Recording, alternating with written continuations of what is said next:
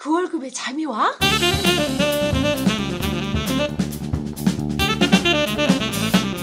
안녕하세요. 그 월급에도 잠이 와야 되는 방송 머니스토리입니다.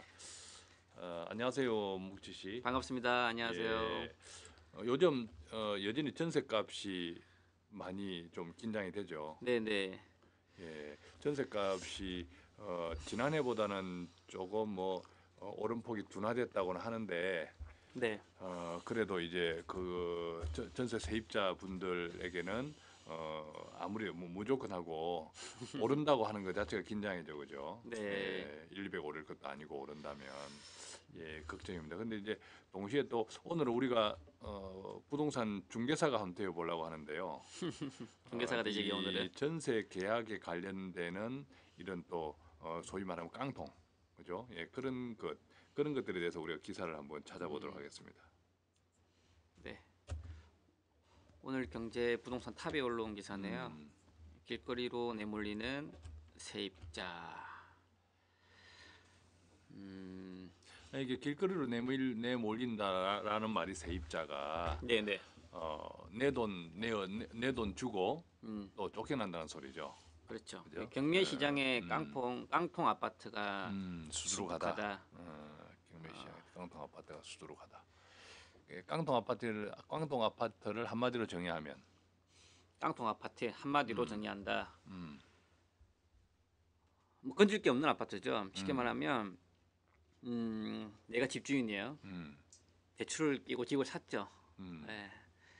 그래서 전세 대출도 일부분 있고 전세도 일부분 있는데 중요한 거는 이제 대출 이자는 지속적으로 발생됩니다. 네, 매달 꼬박꼬박 나가는데 아시다시피 요즘 집값이 계속 떨어지고 있죠. 예. 네. 그렇기 때문에 대출 이자 갚기도 버거우면서 집에 대한 가치 자체도 많이 떨어졌기 때문에 그 집을 결국은 포기하는 거죠. 즉 대출 상환을 안 하게 되는 거죠. 이제 그럴 경우에 그 부동산들에 대해서는 이제 대출 받은 집이기 때문에 그 우선 순위가 은행들한테 있어요. 예. 이제 은행들이 그 대출 받기 위해서 경매를 넣어버리죠. 예. 그래서 이런 경매 시장에 나오는 물건들 이런 걸 깡통 아파트라고 부릅니다. 그렇군요. 네. 자, 그랬을 때 그 깡통 아파트에 세입자가 있는 경우에는 또 이제 구체적으로 어떤 피해가 발생하나요? 그랬을 때 전세금을 떼게 되는 거죠. 그죠. 예를 들면 그 깡통 아파트라고 하는 그 네, 시세가 1억이라고 보면 네, 근데 떨어져서 1억인 거죠. 옛날에는 3억이었는데 예를 들면 극단적으로 네, 3억이었는데 떨어져서 1억인데 대출을 만약에 한 2억 정도 끼고 있었다. 네. 그죠? 예, 그래서 대출을 못 갚아서 은행 경매가 들어갔는데 집값은 1억밖에 안 되므로 네. 1억을 날리는 셈인데 그마저도 만약에 그게 세입자가 또 뭐 한 1억 원으로 전세가 들어와 있다면 그 저당권자 1저당권자가 은행이니까 네. 그 돈을 가져가 버리면 세입자는 건질 게 없다. 건질 게 없다 이런 말이죠, 그죠? 이제 네. 극단적인 예를 하나 들어본 겁니다. 예, 이해가 좀 네. 쉽게 하기 위해서. 그래서 여기 내용들이 많이 있어요. 그러니까 방금 말씀하신 그런 내용들이 있고요. 일단 중요한 거는 오늘은 이 얘기를 해보죠. 그런 이제 실질적으로 그 깡통 아파트가 많이 생기고 있습니다. 그리고 지금 매매가는 하향 추세지만 전세가는 많이 오르고 있고요. 그래서 오늘 그 얘기 좀 아시죠? 뭐 전세 계약할 때 이런 깡통 그 주택이 많이 발생되고 있으니까 좀 그에 대해서 주의할 점. 우리가 전세 계약을 할 때 이런 그 깡통 전세에 대해 깡통 주택에 대해서 주의할 점에 대해서 좀 말씀 그렇죠. 나눠보면 그러니까 어떨까 이게 싶습니다. 네. 근본적으로 이제 그럼에도 불구하고 그런 위험한 물건이죠. 우리가 위험한 물건에 그렇죠. 세를 들어 사는 이유 자체가 집주인 쪽에서 아직도 갑이라는 거죠. 전세 시장 자체가 네, 네. 전세 물건이 많이 없다 보니까 네. 그 전세 물건을 구하는 사람들은 많고 물건은 적고 하다 그렇죠. 보니까 여러 가지 악조건 좀 위험해 보이지만 어쩔 수 없이 들어가는 경우가 많고 많습니다. 그래서 나중에 오히려 뒤통수를 맞는 경우가 많다. 맞죠. 예, 그렇기 때문에 오늘은 그럼에도 불구하고 아무리 네. 급하더라도 좀 따질 건 따져봐야죠. 그렇죠. 예, 따질 거 봐야 돼. 그거 무엇을 좀 따져야 되는지를 우리 뭉치 씨가 일단 전세 계약할 때는 네네. 뭘 주의해야 될까요? 일단은 뭐 권대 씨는 어때? 전세 계약 좀 해보셨어요? 직접적으로? 저 전세계 우리 와이프가 합니다. 몰라요. 그래요? 나이 묻지 마세요. 네. 저는 전세를 살아보기도 하고 그리고 또 전세를 줘보기도 해보고 그 경험치가 있는데요. 대부분 서민들 특징이 뭐냐면요. 음, 그 아무래도 그 복비가 좀 아까워요. 맞죠? 복비가. 그렇죠. 복비가 그거라도 좀 아까워. 아끼려고 해요. 예. 그러다 보니까 그 뭐 대표적인 카페가 있죠. 네이버에 뭐 피트펀의 내 집 마련이라는 그런 카페가 있는데 그런 카페를 통해서 직접적인 거래를 많이 하려고 해요. 중개 수수료 아끼려고요. 예. 그럼 어떻게 되겠어요? 만약에 이렇게 됐을 경우에는. 그렇게 되면 책임질 사람이 없죠. 그렇죠. 책임 그죠? 본인이 지시는 거죠. 책임질 사람이 없지. 자, 그래서 깡통 주택에서 나타난 특징 중에 한 개가 좀 개개인별로 거래되는 경향이 좀 있다. 즉, 좀 그런 거를 피하기 위해서는 돈 내라 이거죠. 수수료 좀 내고 좀 이제 부동산 대신에 부동산도 이제 라이센스가 있는 그리고 보험 가입이 되어 있는 그런 중개사를 통해서 가입을 해라 이겁니다. 중요한 건 수수료를 좀 내라 이거죠. 예. 그래요. 근데 이제 뭐 여러 가지 나오는 또 내용들을 보면 수수료가 좀 비싸죠. 부동산 중개 수수료가 네. 좀 많이 비싸고 그것이 특히 서민들에게 네. 뭐 이사도 해야 되고 그죠?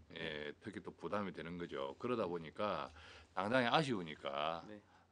또 이런 그 부동산 중개사를 끼지 않은 직거래 소위 직거래에 솔깃하는 그런 경우가 있죠. 근데 또 한 가지 팁을 드리면 그 부동산 거래를 할 때 수수료를 내게 되어 있습니다. 그래서 가면 중개사들이 법정 수수료 테이블을 줘요. 근데 중요한 거는 그거는 권고예요, 권고. 그 범위 내에서 계약하라 이거지. 대부분 중개사들은 거기서 할 수 있는 범위 내 최고치를 부를 겁니다. 최고 요율을. 근데 거기서 깎으면 돼요. 실질적으로. 저는 많이 깎아봤고요. 거래를 할 때 어차피 거래하고 난 이후에 복비가 지불됩니다. 그렇기 때문에 일단 깎는 게 쉬워요. 말빨이죠 말빨. 일단은 이게 또 협상이기 때문에요. 부르는 가격을 일단 반을 쳐요. 자 100만 원입니다. 그럼 50만 원 이렇게 하시고 그러면서 이제 범위를 쫓아 나가면서 하신다면 실질적으로 중개 비용은 복비는 많이 다운될 수 있습니다. 네, 그래서 참고 한번 해보시고요. 그렇군요. 네네. 우리 와이프가 간혹 이렇게 우리 이제 전세 계약을 하고 이러면 네네. 복비를 좀 이렇게 깎았다 이렇게 네. 해서 아주 기뻐하던데 저는 네. 별로 뭐 그렇게 생각했는데 네. 그것도 우리 와이프는 우리 뭉치씨처럼 그렇게 말빨이 안 되는데 깎았다고 하면 그거 대단하네 그죠? 대단하죠. 대단하네. 대단하네. 와이프 화이팅. 여기 그림 보니까 뭐 깡통 전세가 많은 아파트 비중이 보이네요. 저기 강북 쪽이 많네요. 도봉구, 노원구, 쪽이 많다. 강북구. 예. 그렇군요. 예. 이런 그 주변의 전세값도 중요한 것 같아요. 이런 것 같은 경우죠. 그래서 주변의 전세값이 주변의 전세값들이 얼마일까 이런 시세, 주변 시세를 알아보는 것도 중요한 것 같은데 이런 것들은 주로 어디에 들어가면 나와요? 뭐가 가르쳐줘요, 그 꼰대 씨가 되게 중요한 포인트를 말씀해 주신 것 같으신데요. 대부분 전세 계약을 할 때 많은 분들이 이제 알아보는 경우도 있지만 직접 대부분 요즘은 또 전세 물량이 워낙 귀하다 보니까 이제 부동산 중개사 얘기를 많이 참고들 하세요. 근데 중요한 거는 부동산 중개사의 목적은 뭐냐면 당신이 좋은 주택을 거래를 잘 되는 것도 중요하지만 그보다는 빠른 계약을 통해서 자기 수수료를 챙기는 게 더 그렇지. 목적이 좀 있습니다. 자, 그렇기 때문에 100% 신뢰를 가질 필요는 없습니다. 즉 아까 말씀하신 것처럼 주변 전세값이 되게 중요한데요. 제일 편하게 하는 방법이 있죠. 네이버. 네이버한테 물어봐. 네이버. 네이버가 사실은 이제 네. 정보 제공하는 측면에서는 갑의 행포라는 측면도 사실 없지 않아 있는데 워낙 네네. 장악력이 크니까 네. 또 한편 또 그것을 급하게 알아봐야 되는 소비자 입장에서는 편리한 점도 있죠, 그죠? 네네네. 네이버. 네. 그래서 네이버 시세가 거의 정확하고요. 아니면은 이제 국토부 홈페이지 들어가시면 실거래가를 직접 알 수 있어요. 해당. 여기서 국토부는 국토해양수산부를 이야기하죠. 네네. 그래서 그렇게 하셔도 되시고요. 그냥 편하게 전반적인 동향을 보시려면 네이버를 하시는 게 중요한 거는 네이버를 통해서 일단 알고 가시라 이거죠. 주변 시세가 어떤지에 대해서 부동산 얘기를 너무 많이 믿지 마시고요. 예. 예, 그래서 주변 전세값이라든 시세를 알아보고 하는 것도 중요할 것 같아요. 그래서 여기서 좀 또 뭐 중요한 거 말씀드리면 이런 얘기 많이 듣지 않아요? 전세값이 이 정도인데 괜찮아요? 이런 얘기 많이 물어봐요. 네. 전세값이 네. 이 정도인데 괜찮아요. 백건우 씨는 뭐 그렇게 했을 경우에는 좀 어떤 부분들을 먼저 많이 확인하세요? 그건 나 몰라요. 우리 학교 다요. 대단하시네요, 선생님. 우리는 사실은 그 이제 중개사를 통하든 어쨌든 저 집주인을 만나게 되잖아요. 네네. 집주인을 만나면 음. 집주인의 인상을 보고 우리는 다 파악을 해. 역시. 예, 집주인의 인상을 보고 딱 파악을 해서 음. 집주인의 인상에 따라서 우리의 이제 흥정 태도가 달라지고 최종 이제 그 거래할까 말까가 결정을 사실 하죠. 이번에 집주인 할머니 너무 좋아요. 2년이 다 됐는데 인상하네요. 너무 기뻐요. 우리 와이프가 지금 대단히 아주 감사하고 있어요. 할머니 감사합니다. 인상을 잘 보신 거네요. 중요한 것도 말씀해 주신 것 같으신데요. 그러죠.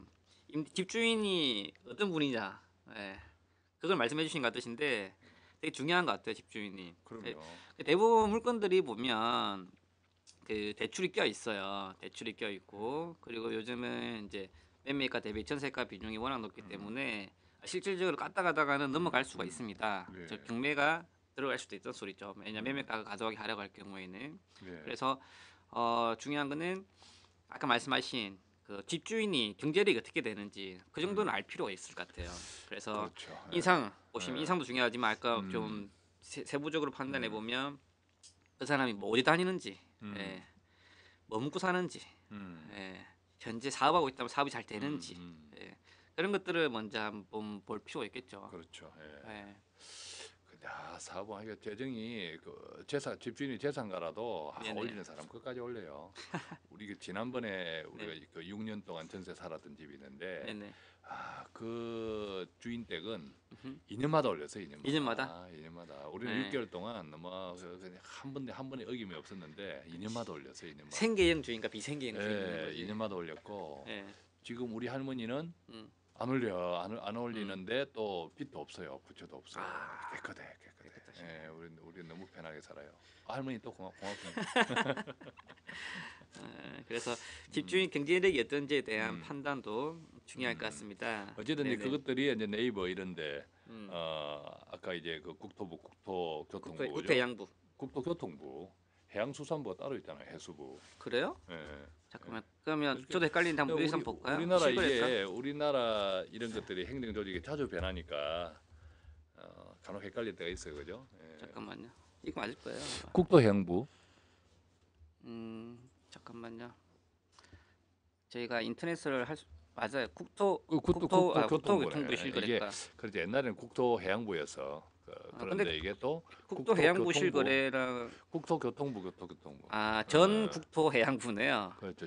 예. 이게 또 바뀌었네. 이게 자꾸 이제 정부가 조직 개편되면서 예. 하니까 사실 우리가 뭐 장관 될 것도 아니고 이런데 관심은 없죠. 네, 관심은 네. 없는데 그래서 이제 국토부 하는데 이게 바뀌었어요. 국토교통부. 네, 예, 국토교통부 실거래가 이쪽을 통해서. 근데 이제 국토교통부 실거래가 그것도 그렇게 확인하는 것도 일상적인 것이 아니기 때문에 조금 힘들 수 있어요, 그죠? 익숙지 못할 수가 있기 때문에 네이버 그게 좋겠네. 네이버가 예, 지금 동향을 파악하려는 한번 도움이 될 것 같습니다. 자, 그런 다음에 이제 또 계약하는 과정에서도 네네. 좀 이렇게 체크해봐야 될 게 있죠. 그렇죠. 그래서 요즘 부동산들이 대부분 다 해주세요. 일단 개인이 하시지 마시고 제가 중개사가? 말씀드린 거는 중개사를 통해서 하시는 게 조금 더 안정적일 수는 있고요. 그래서 그쪽에서 하시는 건 대부분 처음으로 등기부 등본을 확인할 겁니다. 그래서 등기부 등본을 확인하는 거는 저당권이 잡힌 게 얼마 정도가 있는지, 즉 집주인이 내가 현재 이 물건의 대출 얼마 정도 있는지 그걸 확인하기 위함이거든요. 자, 그래서 이걸 확인을 통해서 저희가 알 수 있는 거는 즉 저당 현재 집주인이 내가 가고자 하는 부동산에 얼마 정도 대출이 있는지, 예, 그 금액은 먼저 파악하고요. 그 다음에 내가 들어갈 전세 보증금이 얼마인지 그 두 개를 합한 금액이 아파트 같은 경우는 70%를 넘지 않는 게 좋아요. 이게 아파트 시세가 1억이라고 하면 네, 은행 빚하고 그렇죠. 또 내가 내 보증금 음, 뭘 합한 금액이 네, 7천만 원 이상을 넘으면 위험하다라는 거죠. 그렇죠. 즉 전세가가 1억에 7천만 원이다. 음, 이렇게 보면 나쁜 물건은 아니지만 음, 근데 등기부 등본 확인상에 보니까 음, 전세금이 그 대출 보증금이 대출금이 1억이 1천만 원이 더 있다. 음, 이렇게 된다면 전체에서 80%가 되는 부분이기 때문에 주의할 필요가 있다는 소리죠.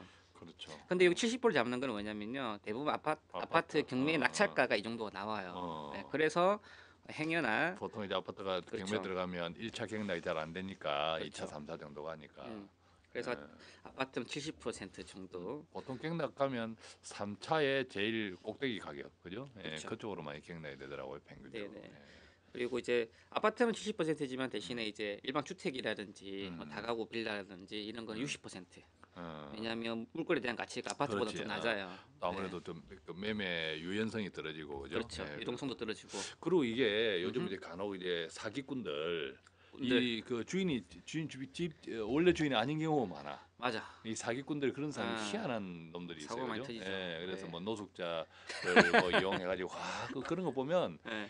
야 그런 대단한 그 머리를 재주를 가진 친구들이 왜 네. 거짓말 하고 있는지 몰라. 다른 짓 하면 네. 충분하게 다른 사업을 해도 그 머리로 잘할 수 있을 것 같은데. 아 근데 그거 좀 물어보고 싶었는데. 우리 주변에 있으면 좀 한번 다음 인터뷰를 같이 한번 해봅시다. 어쨌든 네. 그러니까 제대로 된 주인인지를 판단하는 것도 대단히 중요해요. 아우. 그죠?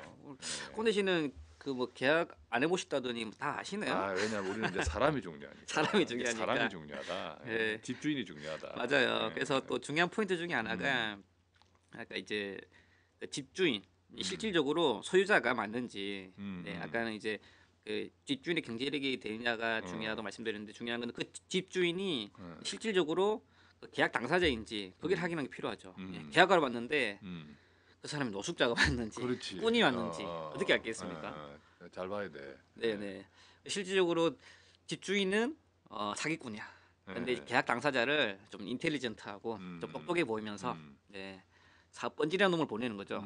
네, 그럴 경우에는 아까 말씀하신 것처럼 그런 사고가 일어날 수 있는 개연성이 높아지는 거죠. 그리고 집주인 신분 확인할 때 주민등록증에 있는 보통 운전면허증에 있는 사진하고 인상 차이가 다른 경우가 많아요. 그렇죠. 그죠? 옛날 사진하고 예. 지금 얼굴하고 그렇지. 네. 그 아무래도 이제 좋은 사진 또 포샵 해가지고 뽀삽. 포샵을 해가지고 딱 이렇게 하는 경우가 많기 때문에 잘 봐야 돼요. 네, 예. 그래서 뭐 대리자가 올 경우에는 뭐 인감이라든지 유임자 이런 것들은 반드시 확인하고 넘어갈 부분입니다. 아마 이런 부분들은 그 중개사 거래가 된다면은 아마 중개사가 다 확인돼 넘어갈 부분이니까. 예. 자 그렇게 해서 어쨌든 이제 계약도 잘 했다. 음. 계약도 잘 했으면 그래서 이제 좋은 주인 만나서 네, 복비도 네. 깎고 또 안전한 금액 깡통으로 돈 떼일 염려가 없는 그렇죠. 그런 것으로 이제 다 계약을 잘 했다. 네. 자 그래 도장도 콕 찍고 네, 돈도 네. 주고 네. 이사도 했다 이제 네. 그죠? 그 다음에는 또 어떤 입주를 했다고 치면 교수님 살아야죠. 살아야겠다. 근데 자기 전에 뭐 이거는 대부분 이제 많이 아시는 내용이실 텐데요. 이제 관할 지역 주민센터 방문해서 네. 이제 전입 신고해야 되고 확정일자 받으셔야죠. 합정일자. 그래서 근데 여기서 주의할 부분은 특히 오피스텔 같은 경우는 예. 그 집주인들이 전입 신고를 안 시켜줍니다. 잘. 예전 아. 물건들은 왜냐하면 이제 그걸 임대 사업용으로 가지고 계시는 분들이 많이 있으신데 거기다 전입 신고라는 전입 신고를 해버리면 그게 주택으로 간주가 되세요. 네. 그래서 예전 물건들은 그렇게 될 경우에는 이제 부가가치세에 대한 그 환급을 다시 토해내야 되는 그런 불이익이 있기 때문에 그렇게 잘 안 해줍니다. 그렇지 나라도 안 해주겠네. 그렇죠. 예, 저도 실질적으로 예전 오피스텔에 있었는데 안 해줬어요. 그렇죠. 네. 그럼 어떻게 되냐? 음. 그럴 경우에는 이제 전세권 설정하는 거죠. 예, 전입 신고가 안 되기 때문에 이제 해당 물건에 대해서 전세권을 설정한다. 우리가 여기서 전세권이라고 하는 것은 등기부 등본에 네. 내가 전세를 살고 있다는 권리 그 전세금을 마치 네. 은행에서 대출금을 이렇게 저당 걸어 그렇죠. 놓듯이 네. 그렇게 한다는 거죠. 그렇습니다. 그죠? 등기부 등본에 딱 나오는 거죠. 네, 이게 네, 네. 예. 네. 내가 전세금이 1억이다. 그렇죠. 이러면 1억 해가지고 딱 나오는 거죠. 그죠? 그렇죠. 그럼 빼도 박도 못해요. 그죠? 그렇죠. 예, 속일 수가 없어. 아니다라고 할 수가 없어. 그죠? 그렇죠. 법대로예요. 법대로. 그렇죠. 근데 이제 확정일자라고 하는 것은 그런 것은 없이 음. 그 주민센터에 가서 내 이날에 이 집에 이사 들어왔다라고 음. 확인을 받아 놓는 거죠. 그죠? 음. 예, 그런 것이 있고. 그런 차이점이 좀 있습니다. 음. 예. 그래서 참 여기 보니까 좀 읽다 보니 황당한 내용들이 좀 많이 있네요. 여기 넣어 있네요. 낙찰액이 청구 금액의 절반에도 미치지 못한 최악의 빚더미 아파트가 있다. 야, 이게 용인에 32억 청구 금액이 32억짜리 아파트인데 3억 천에 낙찰이 됐다. 그래서 이 사람은 선순위 채권을 제외한 나머지 모두 날렸다. 야. 이런 것들 아마 그 여러 가지 유치권이나 이런 것들이 있을 것 같아요.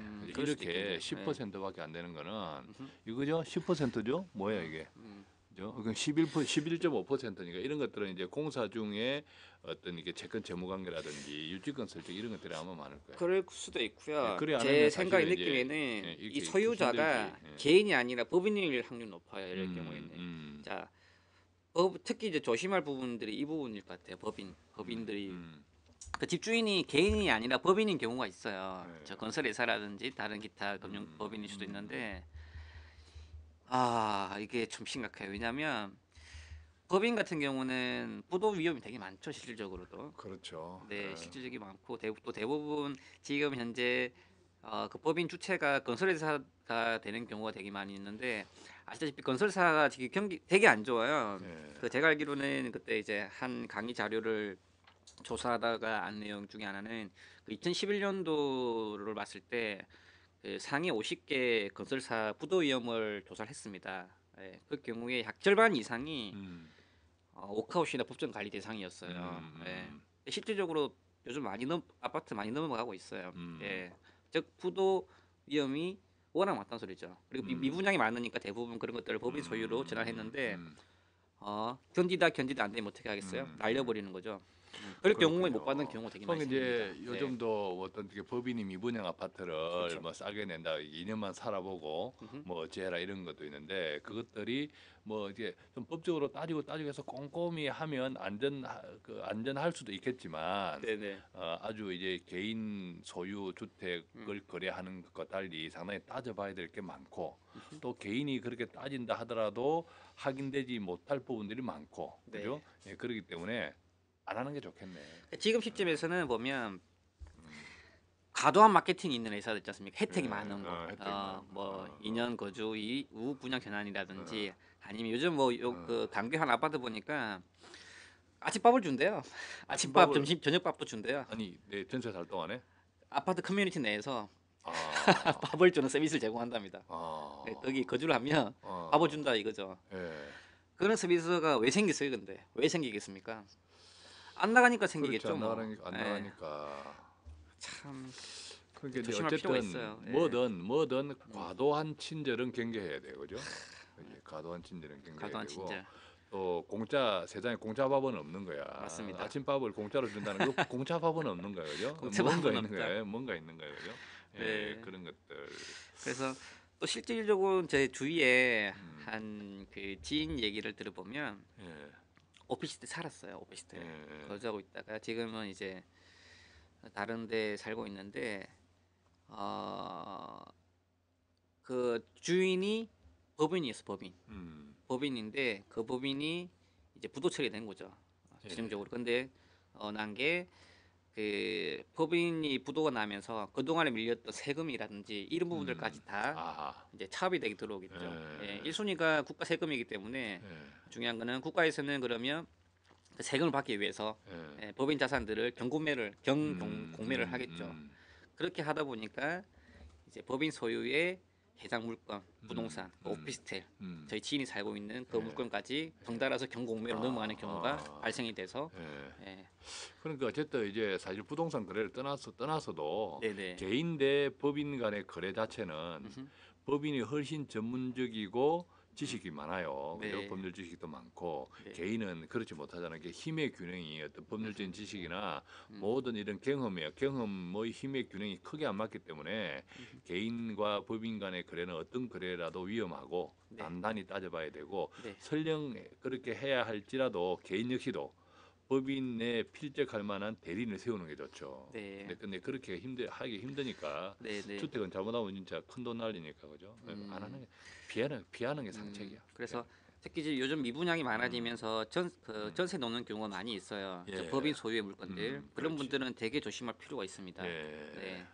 오늘 뉴스 그 몇 가지들 아까 이렇게 보니까 전세 때문에 대형으로 좀 옮겨가는 이런 사람들도 많다. 아, 오히려 예, 역으로? 대형이 이제 값이 안 나가니까 값이 안 나가니까? 큰 차이가 없으니까 그 대신에 네. 유지비가 많이 나가는 거는 또 생각을 안 하더라고요. 유지비가 많이 나가요. 어쨌든 근데 그런 것도 좀 따져봐야 될 것 같고 전세 관련해서 특히 이제 월세라든지 이런 것들 네네. 요즘 이제 그 소득공제 네. 그죠? 이런 것도 근데 소득공제 신청들을 다 못하죠. 집주인이 그 하라 하나 돼. 동의를 안 하죠. 그죠? 근데 이제 하라. 올해부터 바뀌었어요. 동의 없이도 할 수 있게끔 돼 있습니다. 절차가.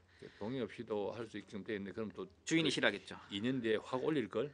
주인이 나가라 하겠죠. 아니면 계약하실 때 안 하는 조건으로 좀 저렴하게 아이고 하신다든지. 어쨌든 이게 참 전세 점점 전세가 쉽지가 않은데 네네. 참 이게 따져봐야 될 게 많습니다, 그죠? 근데 또 뭐 조금 요즘 그 부동산 기사를 많이 보면 접하는 게 여러모리를 하는 것 같아요. 예. 지금 실질적으로 전세가가 매매가 대비 전세 전환율이 많이 높아졌다. 그렇기 때문에 사라. 사라. 예, 사라. 우리는 조금 그 부분에 대해서는 좀 조심스럽죠, 그죠? 물론 이제 그만한 충분한 여유 돈이 되어서 네네.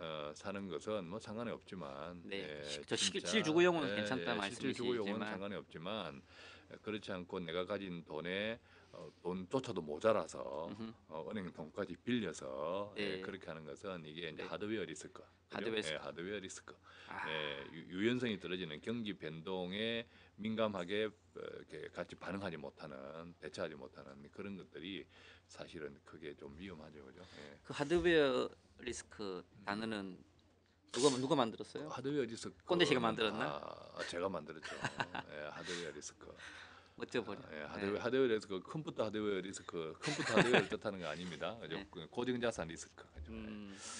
자, 그럼 오늘 뭐 이렇게 전세 주택에 대해서 좀 이야기했는데 혹시 또 뭐 조금 더 또 첨가해 줘야 될 좀 이야기가 있나요? 마지막으로 이런 부분들을 한번 좀 진지하게 고민할 필요가 있을 것 같아요. 예를 들면 실질적으로 내가 전세를 살고 있는데 네. 경매에 넘어갔어요. 실질적으로 경매 아파트 넘어갔다. 넘어간 거예요. 집주인이 대출 이자를 못 갚아서 넘어간 거야. 이럴 경우에는 실질적으로 떼일 염려가 발생이 됩니다. 네네. 예. 자, 근데 이럴 그렇죠. 때는 어떻게 되냐면 가만히 앉아서 당하지 마시고요. 경매 입찰에는 방어 입찰이라는 게 있어요. 즉 내가 경매에 참여하는 거예요. 네.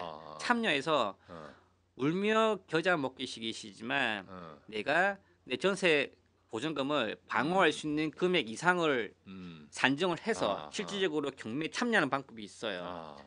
즉 이럴 때는 내가 이제 우선순위가 선순위가 아니기 때문에 내보다 선순위인 은행이라든지 기타 이제 그 세금 관련된 그런 선순위가 있을 텐데요. 그런 부분들을 적절하게 파악을 해서 그리고 내가 전세 보증금을 손해 보지 않는 금액을 범위 내에서 경매에 참여하는 방법이 있어요. 이거를 이제 방어 입찰이라고 부릅니다. 그럴 경우에는 자기 전세금을 보전을 할 수는 있습니다. 네. 그렇군요. 이게 앉아서 나가지 당하지 말고 일어서서 싸우자. 방어해라. 근데 최근에 뭐 매스컴에서 경매 낙찰가율이 높아졌다고 하는데요. 제가 봤을 때는 이런 깡통 전세 때문에 아마 그 세입자들이 울며 겨자 먹기식으로 방입차를 해서 좀 높아지는 게 좀 없지 않아 있지 않을까 예, 이렇게 판단되고 예. 있고요. 아마 그럴 경우에는 방입차 같은 경우는 좀 전문가의 도움이 필요할 것 같아요. 그렇습니다. 예. 음, 조금 전에도 어떤 우리 뭉치 씨가 그 낙찰률 높아진 것에 대한 언론 기사 이야기를 가볍게 했지만 사실은 이렇게 뉴스에서 나오는 것들 복선들이 다 있습니다. 대부분은요. 예, 이런 네, 복선들을 잘 좀 이렇게 이해해야 되는데 참 일반인들은 쉽지 않죠. 간혹 뭐 우리도 깜빡 속아 넘어가는 경우가 있는데 네, 그래서 이렇게 머니 스토리 그죠? 예, 머니 스토리. 머니 스토리. 머니 스토리.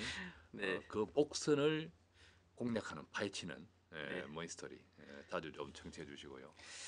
그리고 좀 그 너무 그 전셋값이 많이 오르는 거에 대해서 그 조급함을 가지지 않았으면 좋겠어요. 음, 이게 계속 오르지만은 않을 거고요. 어느 특정 수준에서는 또 하향 안정화될 수도 있으니까 예, 너무 조급해하지 말고 너무 그 오르는 너무 오르기 때문에 또 내가 너무 조급해하면서 좀 무리하게 예. 계약을 하는 경우가 종종 발생되시는데 그런 조급함과 무리함을 좀 피한다면 야, 참 네, 그런데 이제 2월달 저 해동도 되고 개동도 되고 이제 봄 입학 시즌 다가오고 네, 참 전세 물건 수요가 많아지는 시즌인데 참 걱정은 됩니다, 그죠? 예, 정부 나와라 오바, 정부 나와라 대답하라 오바, 응답하라 정부.